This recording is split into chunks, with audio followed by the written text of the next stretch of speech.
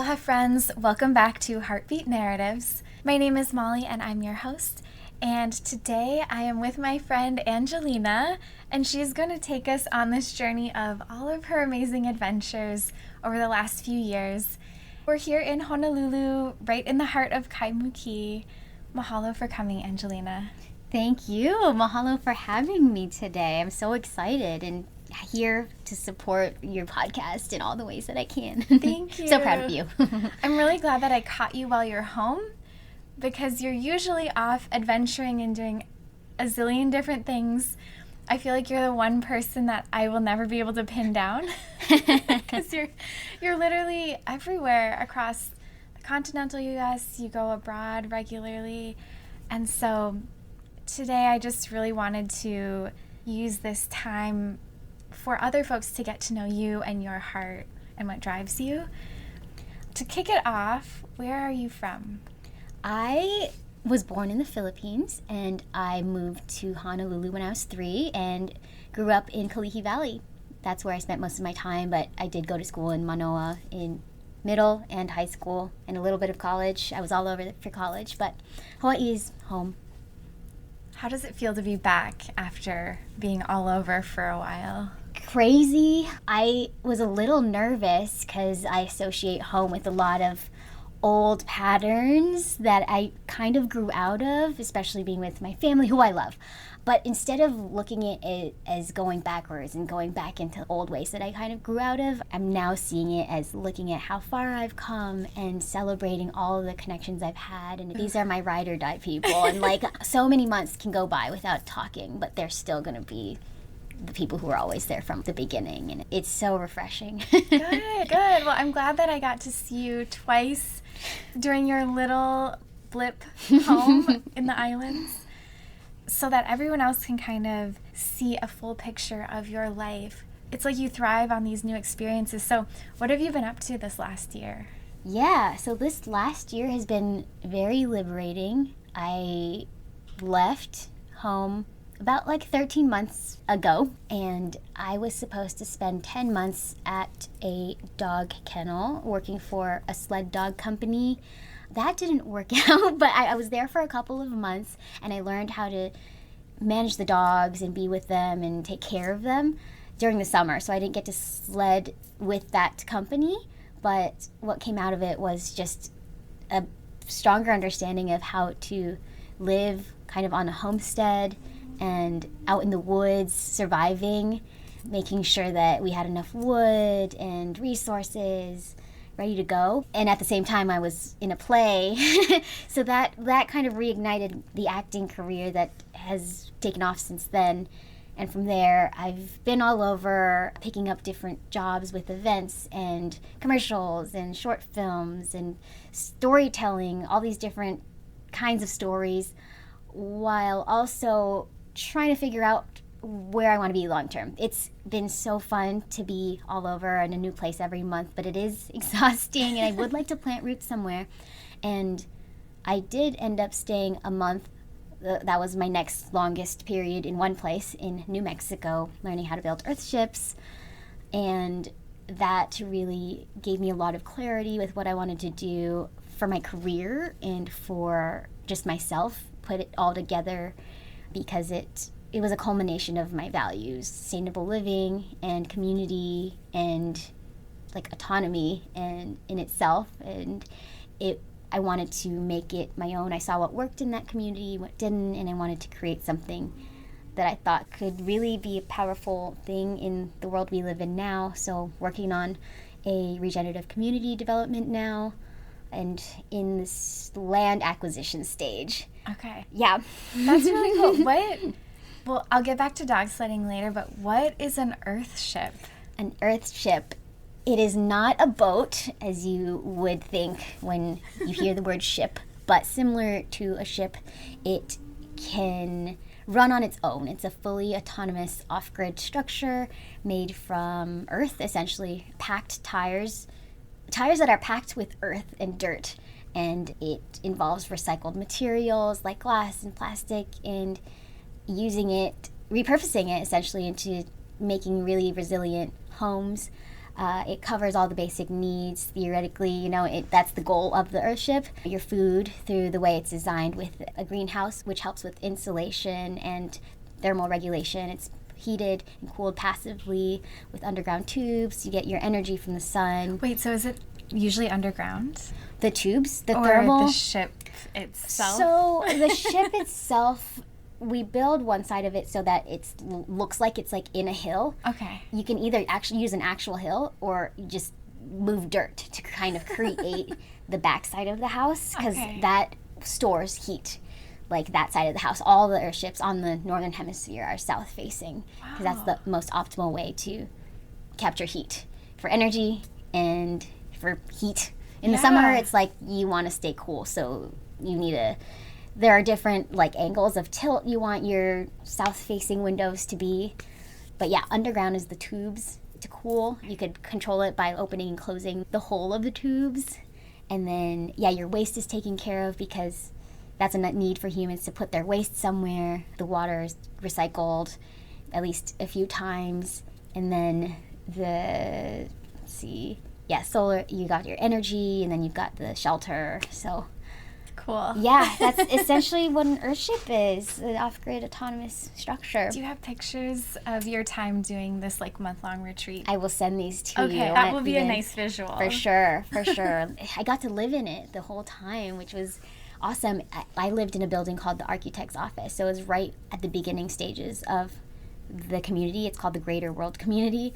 It's not like a perfect earthship. It's gone so far since then. The earthships, they are a lot more luxurious and like easier to live in, more thermally regulated. So it was just cool to see what it's like. It felt like I was in the womb of the earth, because it is surrounded by dirt, like similar to an adobe structure if you've ever been in one. It just feels like you're connected with nature. You're grounding, if you're familiar with grounding and earthing. That's what you're on. You have no like barrier. You're in the earth.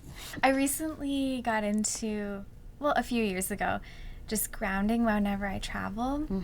Take your shoes off, put your feet on the grass or the sand or wherever you are, and it helps you adjust to the time zone too.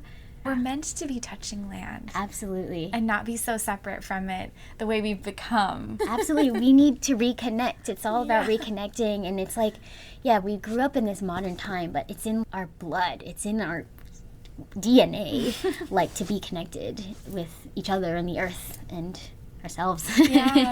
It's funny. Right now we're sitting in the office of one of the groups that we volunteer with, but we're on the ground and the microphone is between us.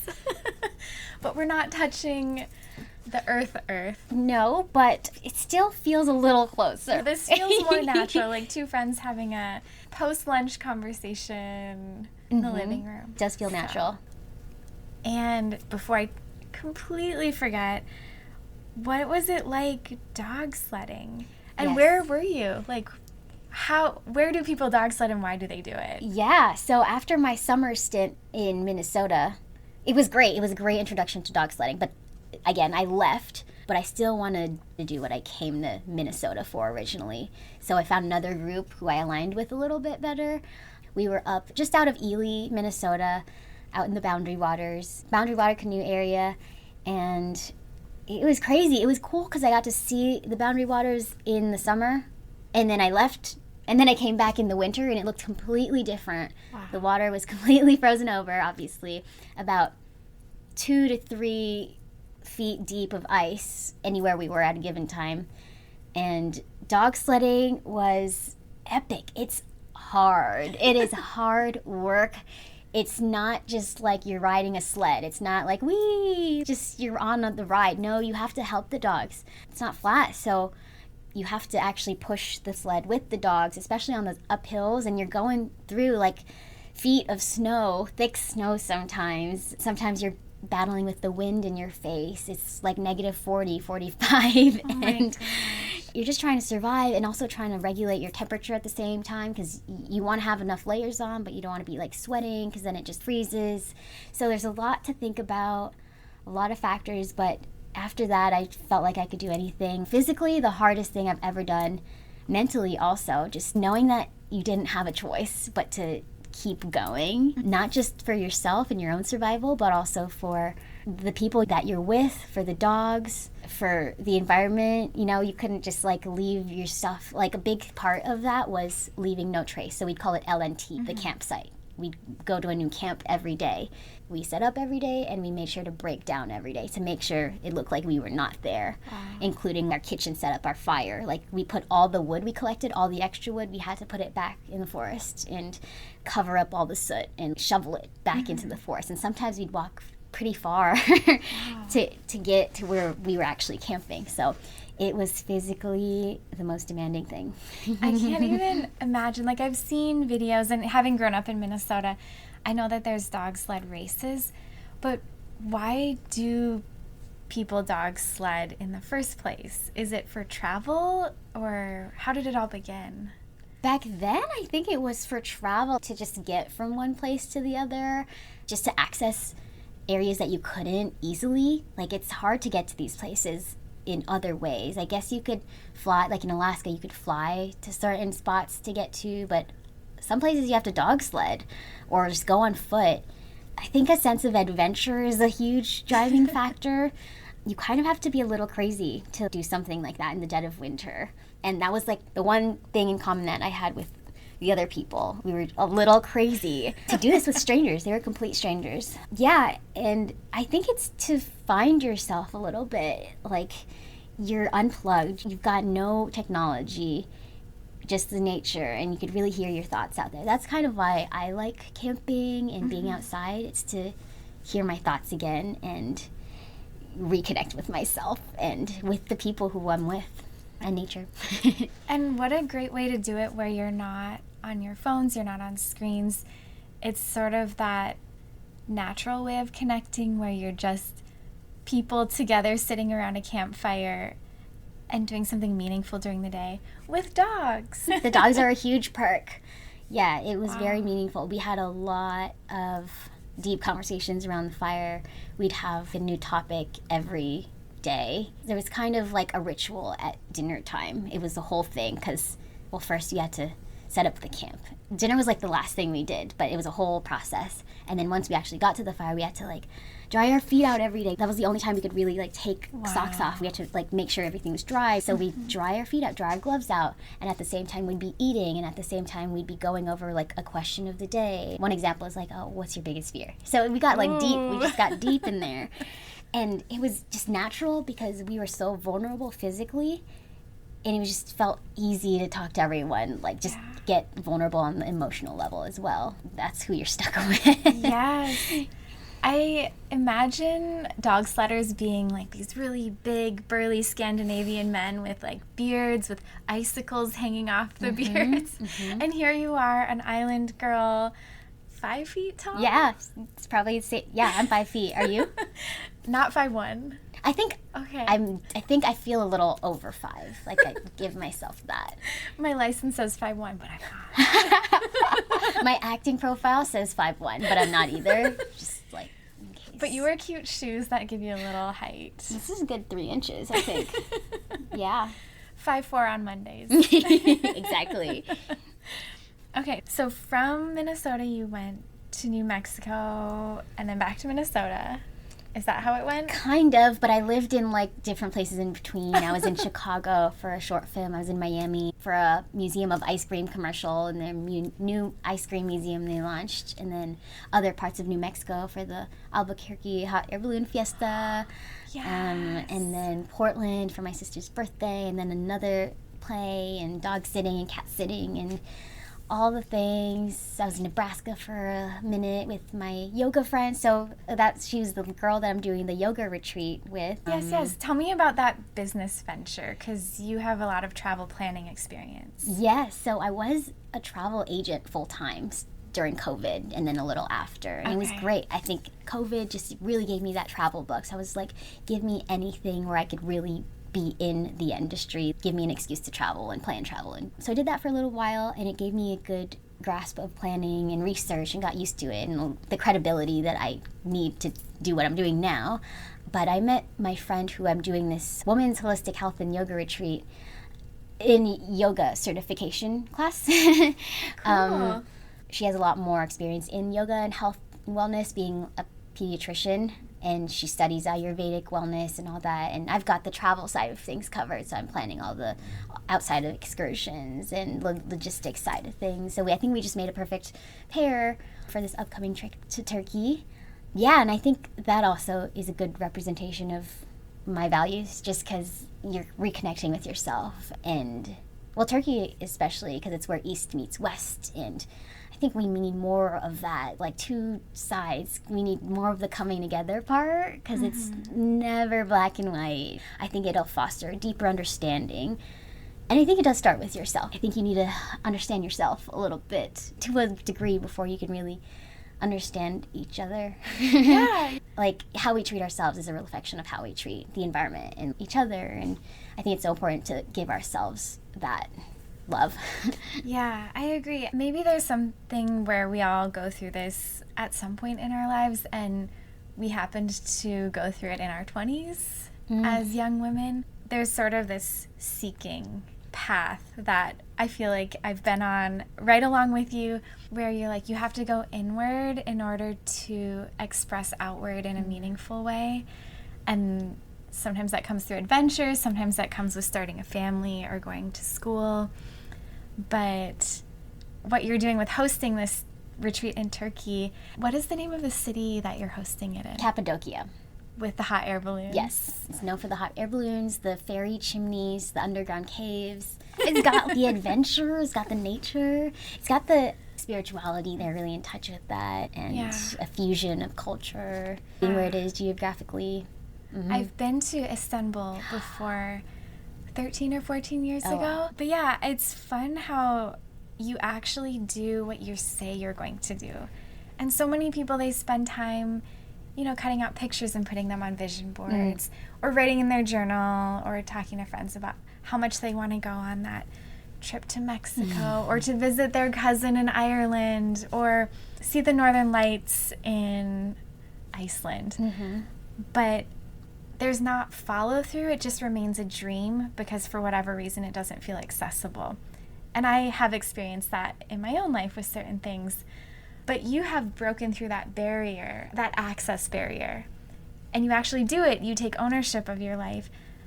Where do you think that comes from within yourself?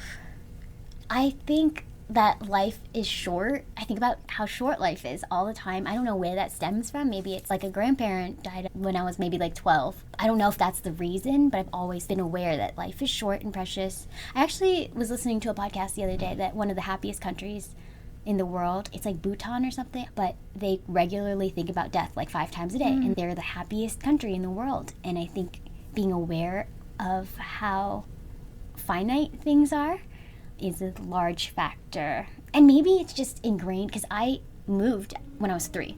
I don't remember any of that, but I left everything. It's not that I was attached that I remember, but it's in my memory, like my body remembers that. So maybe that could be where that stems from. I don't know, but I think I've just been aware of it, and I use that to drive a lot of my decisions, and I make it happen. I'm like religious with my calendar. If there's something that I want to do, I will put it in my calendar. Like, I've gotten really good at time blocking and being realistic about it and moving things around if I need to, but also just talking to people, like asking questions to really, because I don't know things. I just like, I have to accumulate all this information. So I think just remaining curious about it all and getting closer to whatever it is that I want. Because what I want could just be this, could start out as this broad, giant thing. And then the more questions I ask, it gets more and more refined. And then I have a little bit more idea on like the direction I want to go and what I need to do by asking questions and remaining curious and scheduling time on my calendar and meeting people. Yeah. It's just really cool to know somebody like you, because I just don't think that everybody adopts this mindset of this can-do attitude. You have the idea, you research it, even if it's unfamiliar, and then you do it, X, Y, Z. And everyone is just like at the X level. They just think about it. But by leading with curiosity you actually have that high level of follow through and accountability. You literally put it in your calendar. What are some of your other life hacks? I think just like channeling energy. There's a lot of sad, negative energy in the world, which shouldn't be ignored. We should definitely be aware of the bad things happening in the world. You can decide what you want to do with that. A lot of people just kind of talk about it and are sad and then move on or dwell on it. Or you could use that energy and put it towards a solution, put it towards something positive. So that's the hack, I guess. Like, that's just, it's all in your brain. Anyone is capable of doing whatever they want to do. Like, I am a firm believer. Your mind is so powerful, and it's a muscle. It's like exercising.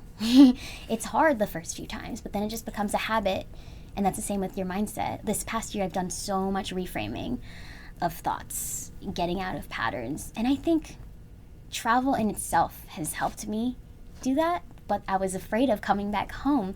Every time I come back home, just going back into those patterns. Getting out of that helps to kind of see things from a new perspective, a clean slate. Because I am super influenced by my environment, I think.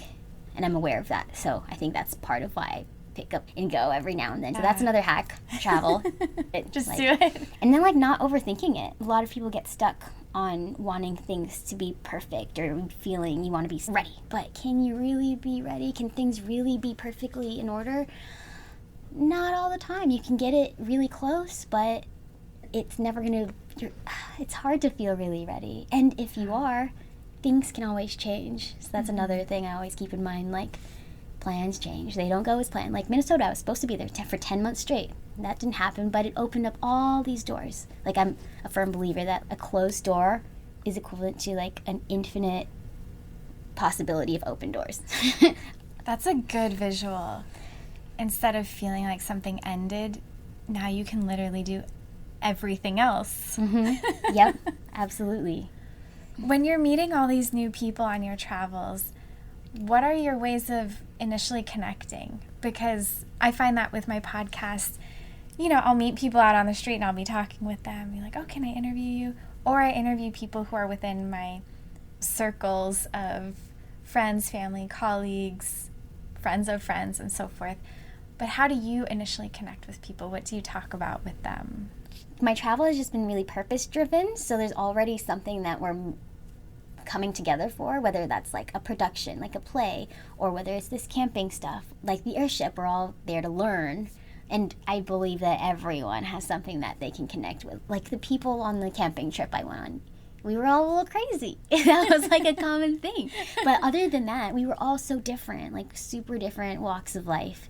That's how you initially connect, just kind of ask questions, approach with curiosity, and dig a little deeper than the surface. At the end of the day, we're all human beings here just trying to survive in the world, trying to find peace in ourselves. So there's always something to relate to. And yeah, it's hard to keep in touch, especially moving around. There are different ways to do that. Like, I'm in a WhatsApp group with all my Earthship people, and then I'm on a Discord group with all my dog sled people, and we try to do a video thing once a month where we're all log in.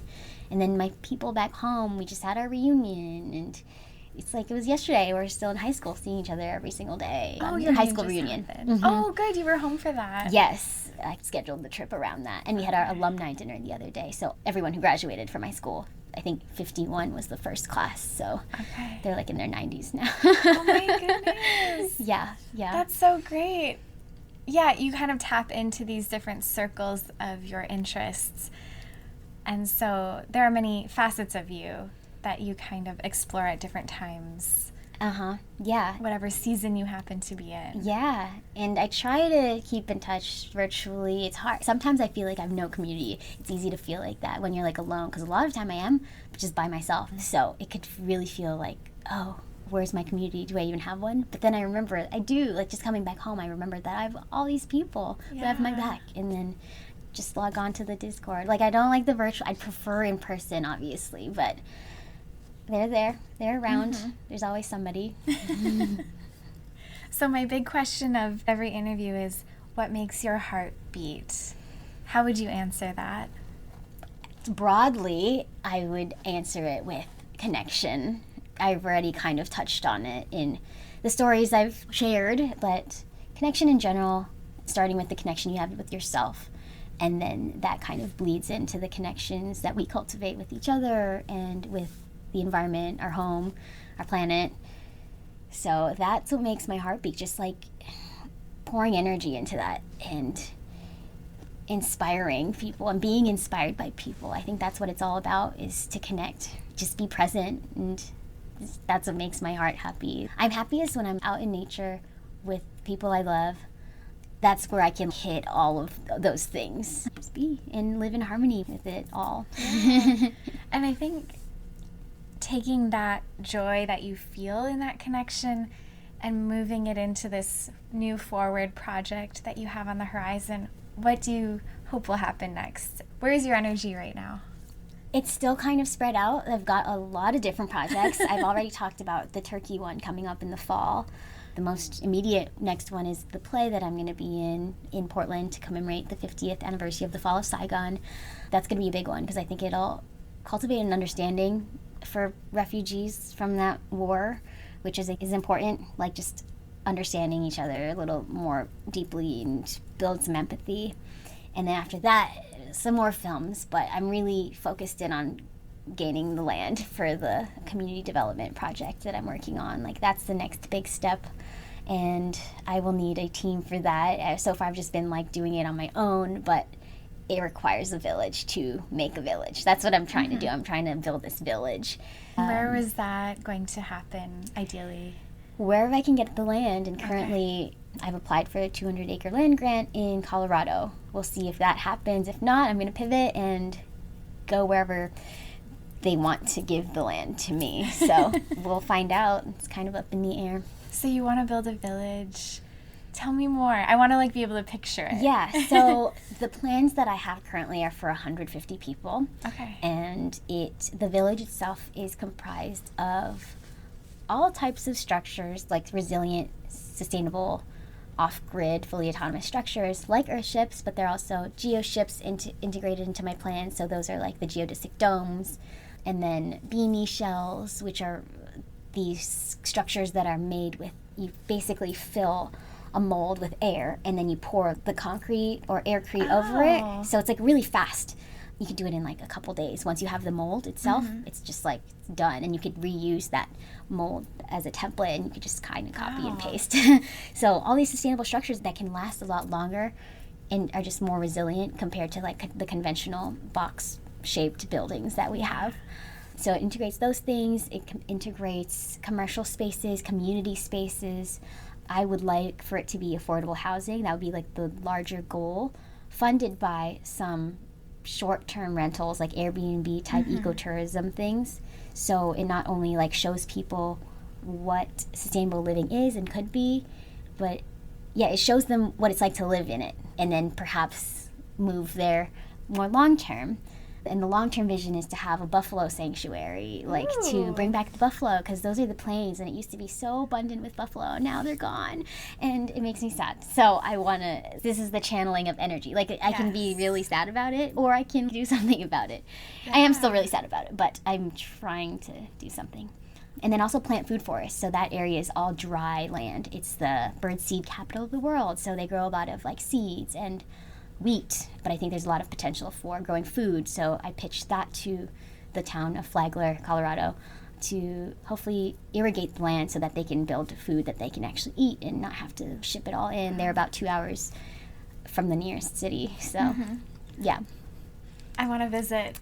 Please do. I hope it happens. You're going to be like the first to know. Yeah. I mean, even if it doesn't necessarily happen in Colorado, I know that you will make this happen, this community in your mind come to fruition. So I'll just be waiting and watching and ready to help if you need anything. You're so sweet. I could definitely use your help. I will need a village. And yeah, there are going to be like creative spaces too. The whole goal for this is for people to reach their highest potential and not have to worry about paying the bills. Like, I want everyone to be comfortable and be able to be creative and not have to just work to make rent, you know? Yeah. I think about that way of living where in the Western world, we have a job so that we can have a house and a family and food, But what if you live in a community where you work to grow your food, you build your own house, and then you have a sense of community?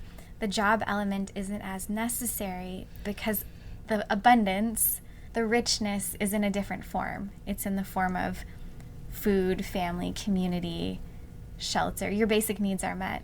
But we think we have to have a 40-hour-a-week job in order to earn physical money. So it's like changing, like, what does capital look like to you? Is it monetary, or can it be all of these other things? I feel like that's what you're tapping into, is this multiple forms of capital that aren't just money the way the Western world has been drilled into our minds, that we have to work tons of hours in order to be successful. Success can be living in a community where you're literally growing your own food and you have neighbors everywhere who you enjoy. Absolutely. You've hit the nail on the head with that there. And I mean, I have like 100-page business proposal on this thing, and I go into like economic models and like governance, and I'm attempting with this community to like remove fiat currency, but I just don't think it's like possible. I'm trying to integrate things like time banking, if you're familiar with time banking, and more like gift giving principles to just normalize that, because it exists in the world. Like, good chunks of people are coming together and like doing this. There are apps that already allow for this, and like there's the Buy Nothing app, people just giving things away in time banking, just basically volunteering, getting credits for it. So essentially, I'm trying to eliminate all the things that are like stopping us from really maximizing our time. And you've hit the nail on the head there. It's funny, I didn't realize we would segue into this, but that reciprocity economic model, the way Indigenous people have always done things, and how here in Hawaii, we have mahele, where we distribute what we have. If we grow bananas, we trade bananas and get fish. And the kalo farmer trades his kalo, or gives it. And then we have, by sharing what we create, we then are able to have what everybody else creates, because we're trading. And that kind of like ties back into the potlucks we were just talking about. Like, there's just something about it here. It's just overly generous, and it just makes me so happy. And maybe that's where all of this and what I'm doing stems from, like just up here with that attitude and that culture, being surrounded by it. Yeah, potlucks in Hawaii are the best because you bring one thing to share, and then you leave with little to-go containers full of what everybody else brought, and then you get to have leftovers of delicious food for the rest of the week. But you did contribute your part, And I feel like you always come back with so much more. Like, if you're really taking home what's left, you're just coming back with so much more. Yeah, exactly.